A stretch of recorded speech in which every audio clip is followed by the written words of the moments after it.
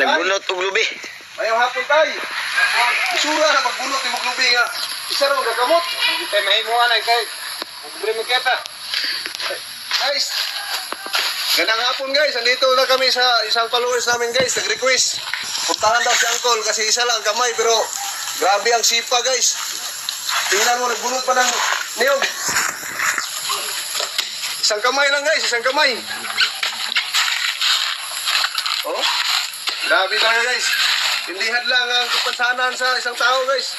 Nagsikap talaga.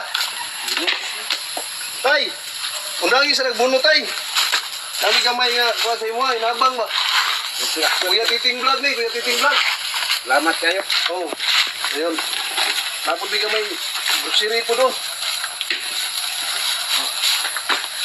Tawag ka sa iyong asawa, yatag ka sa iyong asawa. Lisod magagkuhan. Ay, te. Araw na yung asawa, oh. Di.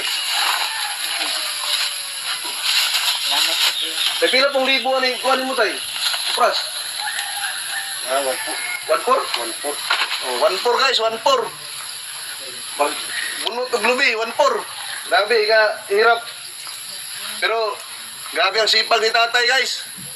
Kinaya ang lahat para sa mga anak. Nag-aaral yung mga anak guys. Pila ka mo anak ni mo eskwela? Dua? Ya, kaya na mo mukha na ni? Kaya ako na lang. Kayanin na lang lahat. May balay tayo? May balay niya. Ginaman, may kulang kahoy. Kulang kahoy.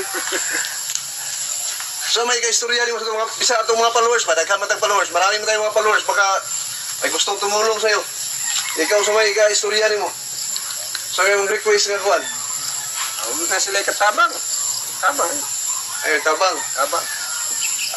Guys, sino yung maraming pira dyan? Bigyan natin sa tatay ng kunting tulong kasi grabe ang hirap pag balat ng niyog.